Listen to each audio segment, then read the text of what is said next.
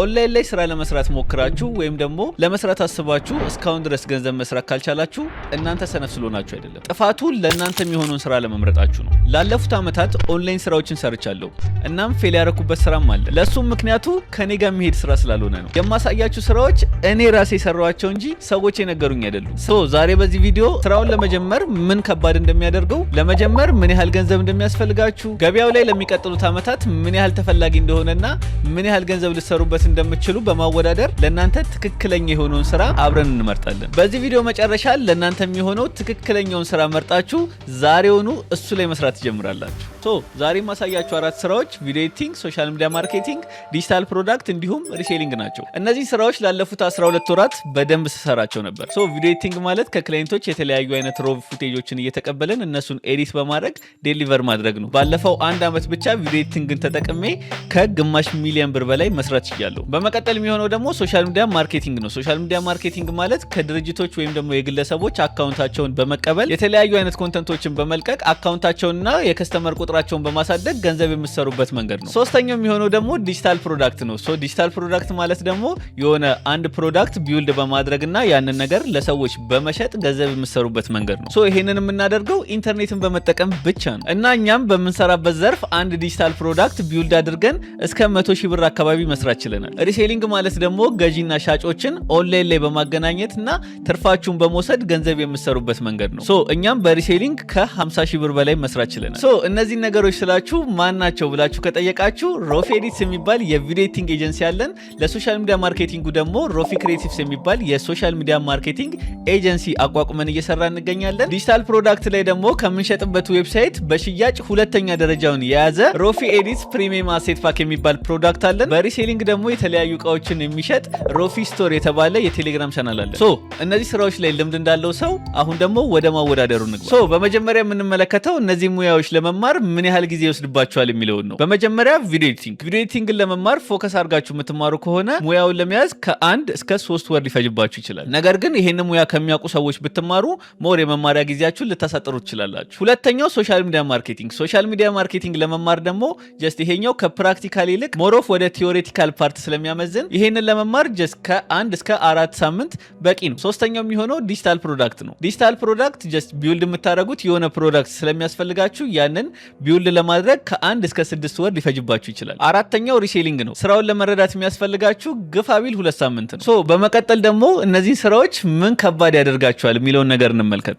ወደ ቪዲዮ ኤዲቲንግ ስንመጣ ቪዲዮ ኤዲቲንግ ሞር ኦፍ ፕራክቲካል ፓርት ስለሚያመዝን ማለትም ጀስት በደንብ ፕራክቲስ ማድረግ ስላለባችሁ ጊዜያችሁን በደንብ ኢንቨስት ልታደርጉበት ይገባል። በመቀጠል ዋንስ ስኪሉን ከያዛችሁት በኋላ ደግሞ ፖርትፎሊዮ ያስፈልጋችኋል። ነገር ግን እሱ ያን ያህል ቢግ ዲል አይደለም። ኤዲት ያልተደረጉ የተለያዩ አይነት ክሊፖችን እኛም የቴሌግራም ቻናላችን ላይ የምንለቃቸው ቪዲዮዎች አሉ። እነሱን ኤዲት በማድረግ ፖርትፎሊያችሁን ቢውልድ ማድረግ ትችላላችሁ። በዚሁ አጋጣሚ ፖርትፎሊዮ ማለት ጀስት ከዚህ በፊት የሰራችኋቸውን ስራዎች አንድ ላይ የምታስቀብጡበት ቦታ ማለት ነው። ላይክ ለዚህ ዌብሳይቶችን ልጠቀሙ ይችላላችሁ። ስለዚህ ቪዲዮ ኤዲቲንግ የእናንተን ጥረትና ፎከስ በደንብ ይፈልጋል ማለት ነው። ቀጣይ ሶሻል ሚዲያ ማርኬቲንግ ነው። ሶሻል ሚዲያ ማርኬቲንግ ዋንስ ስኪሉን ከያዛችሁት በኋላ ከባድ የሚያደርገው ነገር የመጀመሪያውና ዋነኛው ክላይንት ማጣት ነው። ማለትም እንደሚባለው በቀላሉ ክላይንቶችን አታገኙም። ለምሳሌ የኔን ብንወስድ የመጀመሪያ ክላይንቴን ለማግኘት ከ85 ስልኮች በላይ ደውያለሁ። እንዲሁም ደግሞ ኢንፐርሰን ብዙ ከ20 በላይ ሱቆች ሄጄ ነበረ። ነገር ግን ስቲል ከነዚህ ውስጥ አንድም ክላይንት ማግኘት አልቻልኩም ነበረ። የመጀመሪያ ክላይንቴን ሁላ ኢቭን ያገኘሁት በሰው ሪኮሜንዴሽን ነበር። ሶሻል ሚዲያ ማርኬቲንግ ላይ ስትመጡ ክላይንት ማግኘት ትንሽ ከባድ ሊያደርግባችሁ ይችላል። በመቀጠል በሶሻል ሚዲያ ማርኬቲንግ ከኢንተርናሽናል ክላይንቶች ጋር መስራት በጣም አስቸጋሪ ነው። ከኢንተርናሽናል ክላይንቶች ጋር መስራት አትችሉም ማለት ደግሞ ጀስት በዶላር ተከፋይ መሆን አትችሉም ማለት ነው። የሀገራችን ኢንፍሌሽን ደግሞ እንደምታውቁት ነው። ሌላኛው ሶሻል ሚዲያ ማርኬቲንግን ከባድ የሚያደርገው ነገር ደግሞ ፉል ታይም ስራ ኖሯችሁ እንደ ፓርት ታይም ልትሰሩት አትችሉም። እዚህ ጋር እኔ ከዚህ በፊት ያጋጠመኝ ነገር ፉል ታይም ስራ ነበረኝ። ከዛ በኋላ የሶሻል ሚዲያ ማርኬቲንግ እውቀቱ ስለነበረኝ ደግሞ ጀስት ክላይንቶችን መፈለግ ጀመርኩኝ። ከዛም ግን ፉል ታይም የምሰራበት ቦታ ስለነበረ ከዛ ወጥቼ ጀስት ከስራ ሰዓት በኋላ ክላይንቶች ጋር ብትደውሉ በአካል ብትሄዱም ልታገኟቸው አትችሉም ማለት ነው እነዛን ሰዎች።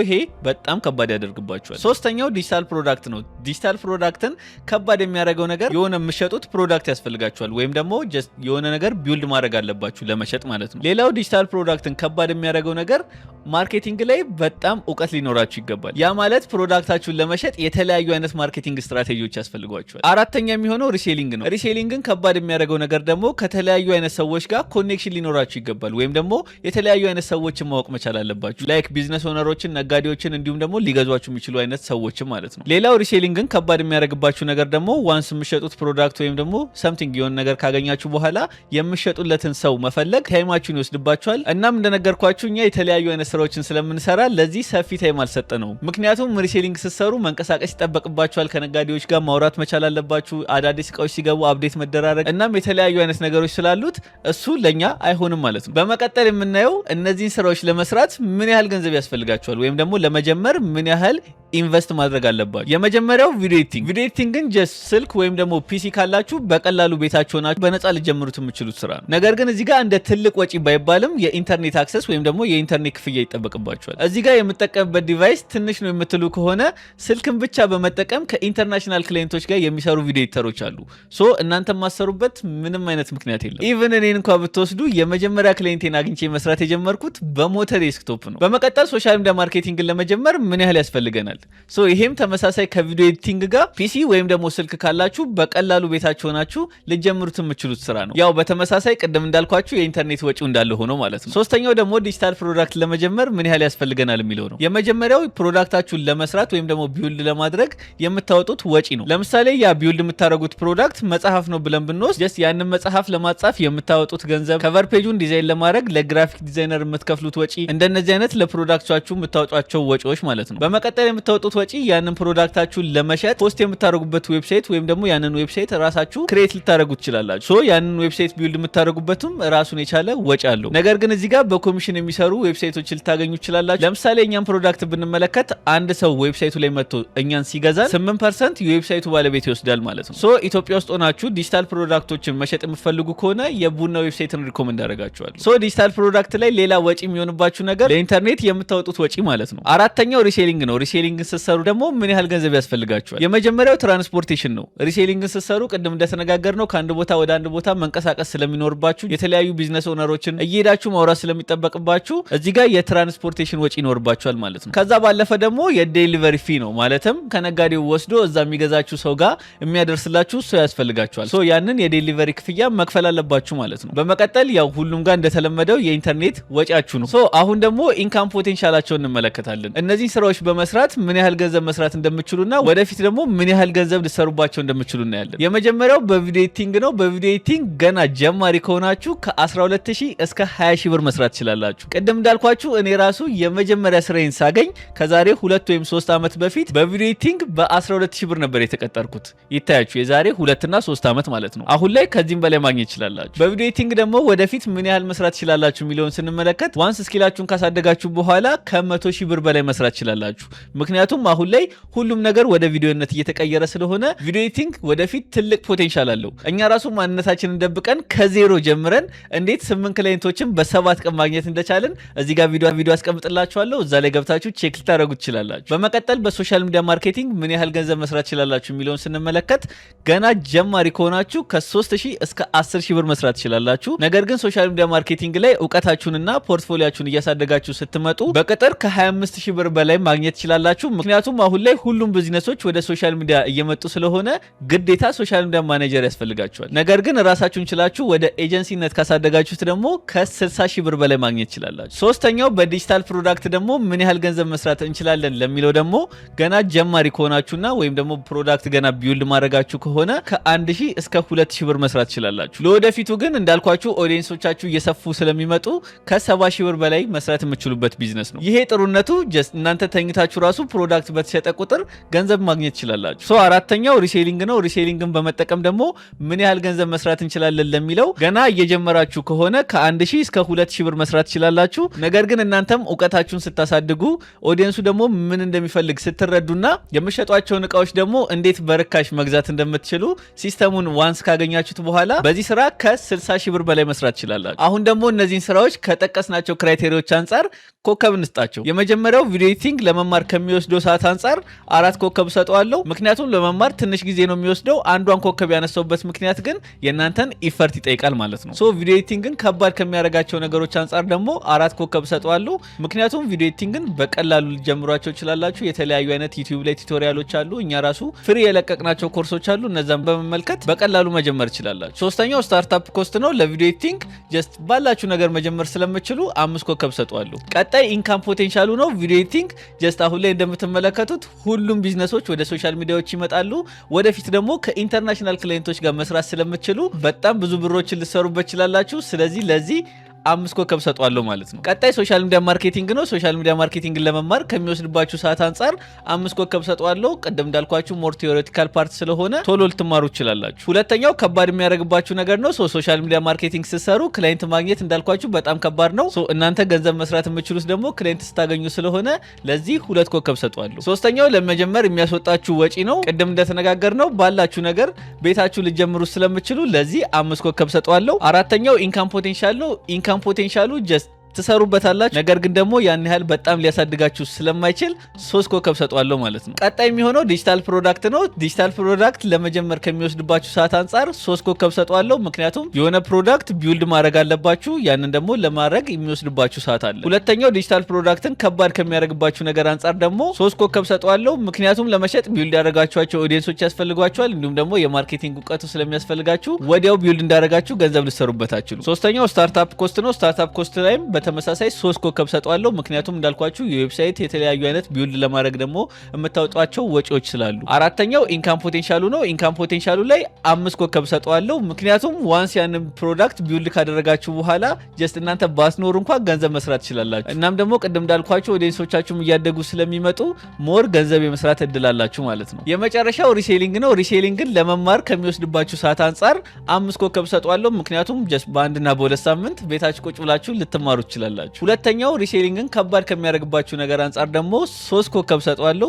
ምክንያቱም እዚህ ጋር የተለያዩ አይነት ኮኔክሽኖች ያስፈልጓቸዋል። እንዲሁም ደግሞ የተለያዩ አይነት ሰዎችን ማወቅ ያስፈልጋቸዋል ማለት ነው። እንደዚህ አይነት ኮኔክሽን ያላችሁ ሰዎች ካላችሁ ለእናንተ 5 ኮከብ መስጠት እንችላለን። ሶስተኛው ሪሴሊንግን ለመጀመር ከሚያስወጣችሁ ወጪ አንፃር ስንመለከተው ደግሞ 4 ኮከብ ሰጠዋለሁ። ምክንያቱም እዚህ ጋር እቃውን የሚያስረክባችሁ ሰዎችን ለማግኘት ራሱ የምታወጡት ብዙ የትራንስፖርቴሽን ክፍያ ስለሚኖርባችሁ። አራተኛው ሪሴሊንግን ከኢንካም ፖቴንሻሉ አንፃር ስንመለከተው ደግሞ ጀስት የያዛችሁት የሆነ ስኪል ስላልሆነና ገበያው የሆነ ሰዓት ሊኖር የሆነ ሰዓት ደግሞ ሊጠፋ ስለሚችል ያን ያህል የምትተማመኑበት ነገር ስለማይኖር ለወደፊቱ ለዚህ 3 ኮከብ ሰጠዋለሁ። በመጨረሻ እነዚህ 4 ስራዎች ለምን አይነት ሰዎች ይሆናሉ የሚለው እንመልከት። በመጀመሪያ ቪዲዮ ኤዲቲንግ ስንመለከት ክሬቲቭ ነን ብላችሁ የምታስቡ ሰዎች ካላችሁ ለእናንተ ይሆናል። ነገር ግን ክሬቲቭ አይደለንም ብላችሁ የምታስቡ ከሆነ ራሱ ክሬቲቪቲ በጊዜ ሂደት የሚመጣ ስኪል ነው። ስለዚህ እናንተም ልጀምሩ ይችላል። ቀጣይ ነገሮችን ቶሎ የምትማሩ አይነት ሰዎች ከሆናችሁ ይሄ ስራ ለእናንተ ነው። በጸባያችሁ ደግሞ አይናፋር እንዲሁም ደግሞ አይናውጣ ብትሆኑም ይሄ ስራ ለእናንተ ይሆናል። ምክንያቱም ቤታችሁ ቁጭ ብላችሁ የምትሰሩት ስራ ነው። ከማንም ጋር አያነካካችሁም ማለት ነው። ኦፊስ ውስጥ ተቀጥራችሁ የምትሰሩም ከሆነ የመጣላችሁን ትዕዛዝ እናንተ መስራት ብቻ ነው እንጂ የሚጠበቅባችሁ ግዴታ ከሰዎች ጋር መነጋገር አይጠበቅባችሁ። በመጨረሻም ከኢንተርናሽናል ክሊየንቶች ጋር መስራት የምትፈልጉ ከሆነም ቪዲዮ ኤዲቲንግ ለእናንተ ትክክለኛ ምርጫ ነው። ሁለተኛው ሶሻል ሚዲያ ማርኬቲንግ ለምን አይነት ሰዎች ይሆናል? በመጀመሪያም ከሰዎች ጋር ጥሩ የመግባባት ችሎታ ካላችሁ ይሄ ስራ ለእናንተ ነው። ስፔሻሊ ደግሞ ኮንተንቶችን የምትሰሩ ከሆነ ይሄ ስራ ለእናንተ ይሆናል። በመቀጠል ደግሞ አይናፋር ከሆናችሁ ይሄ ስራ ለእናንተ አይሆንም ማለት ነው። ምክንያቱም ክላይንቶች ጋር ሄዳችሁ በኮንፊደንስ ማውራት ይጠበቅባችኋል። እንዲሁም ደግሞ ክላይንቶቻችሁን ለማግኘት ግዴታ መጨቃጨቅ ይኖርባችኋል። ሶስተኛው ዲጂታል ፕሮዳክት ነው። ዲጂታል ፕሮዳክት ለምን አይነት ሰዎች ይሆናል የሚለውን ስንመለከት የመጀመሪያው የራሳችሁን የሆኑ ፕሮዳክቶችን ቢውልድ ማድረግ የምትፈልጉ ከሆነ ይሄ ስራ ለእናንተ ነው። እንዲሁም ደግሞ ከዚህ በፊት ማርኬቲንግ ላይ እውቀቱ ካላችሁና ወይም ደግሞ የገነባችሁት ኦዲየንስ ካለ ይሄንን ስራ አሁኑኑ መጀመር ትችላላችሁ። እናም ኮንተንት ክሬተር ከሆናችሁ ኦዲየንሶቻችሁን ወደ ገንዘብ ለመቀየር ይሄንን ስራ ልትጠቀሙ ትችላላችሁ። በባህሪያችሁ ደግሞ ኢንትሮቨርትም ኤክስትሮቨርትም ብትሆኑ ይሄንን ስራ መስራት ትችላላችሁ ማለት ነው። አራተኛውና የመጨረሻው ሪሴሊንግ ለምን አይነት ሰዎች ይሆናል የሚለውን ስንመለከት የመጀመሪያው ሴልስ ማይንድድ መሆን አለባችሁ። ማለትም የሆነ ነገር የመሸጥ አቅም ሊኖራችሁ ይገባል። በመቀጠል ድርድር ላይ ጎበዝ መሆን መቻል አለባችሁ። ምክንያቱም ከምትገዙበት ቦታ ተደራድራችሁ በዋጋ ማስቀነስ ይኖርባችኋል። እንዲሁም ደግሞ እዚህ ጋር ጨምራችሁ ስትሸጡ ሰዎችን የማሳመን ብቃት ብቃት ሊኖራችሁ ስለሚገባ ማለት ነው። ሌላኛው እንደነገርኳችሁ ኮኔክሽን ሊኖራችሁ ይገባል።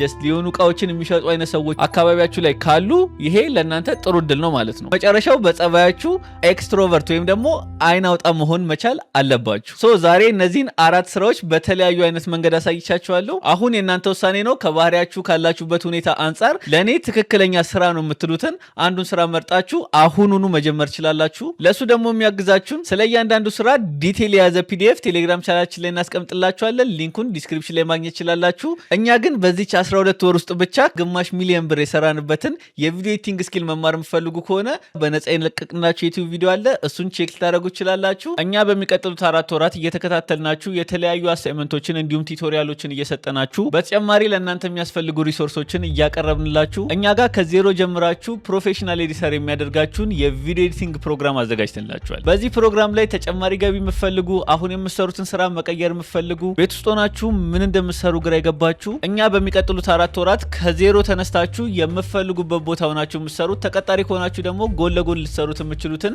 ስኪል እንሰጣችኋለን። በዚህ ፕሮግራም ከዚህ በፊት ቪዲዮ ኤዲቲንግን ሌሎች ቦታዎች ላይ ተምራችሁ ነገር ግን እስካሁን በቪዲዮ ኤዲቲንግ ምንም አይነት ገንዘብ መስራት ላልቻላችሁ ሰዎች የሚጠቅም ላውንች ዩር ኤዲቲንግ ካሪየር የሚባል ፕሮግራምም በነጻ አካተንላችኋል። ላውንች ዩር ኤዲቲንግ ካሪየር በሚለው ፕሮግራም ላይ ከዜሮ ተነስታችሁ እንዴት በቪዲዮ ኤዲቲንግ ክላይንቶችን ይዛችሁ መስራት እንደምትችሉ እናሳያችኋለን። ስለዚህ እናንተም ጆይን ልታደርጉ ትችላላችሁ። አጠቃላይ በዚህ ፕሮግራም ላይ የምታገኟቸው ነገሮች ልንገራችሁ። ከ40 ሰዓት በላይ የሚሆኑ ስለ ቪዲዮ ኤዲቲንግ የሚያስተምሩ ቪዲዮዎች በየ2 ሳምንቱ ከኛ ጋር ላይቭ እየተገናኛችሁ ያላችሁን ማንኛውም ጥያቄዎች እንመልስላችኋለን። የሚያስፈልጓችሁን ሮ ቪዲዮዎች እንዲሁም ሪሶርሶች በነጻ እናቀርብላችኋለን። እኛ ከ4 ዓመት በላይ ስንሰራበት የነበረውን ፕሮፌሽናል የሆነ ፕሪሚየም አሴት ፓካችንን እንሰጣችኋለን። እንደ ኤዲተር እንዴት ፖርትፎሊዮአችሁን ከዜሮ ጀምራችሁ ቢልድ እንደምታደርጉና ክላይንቶችን ይዛችሁ እንደምትሰሩ እናሳያችኋለን። እና ይሄንን ፕሮግራም ወስደው ደግሞ በደንብ ፐርፎርም ለሚያደርጉ ሰዎች ከኛ ጋር የመስራት እድሎችን እናመቻችላችኋለን። አሁን የምንገኘው ፕሪ ሬጂስትሬሽን ላይ ስለሆነ የ35% ዲስካውንት አድርገንላችኋል። በዚህ ፕሪ ሬጂስትሬሽን የምንቀበለው 20 ተማሪዎችን ብቻ ስለሆነ ፈጥናችሁ ቦታችሁን አስይዙ። የመመዝገቢያ ሊንኩን ዲስክሪፕሽን ላይ ማግኘት ትችላላችሁ። ሮፊ ክሬቲቭስ ነበር። ይመቻችሁ። እኛም ይመቸናል።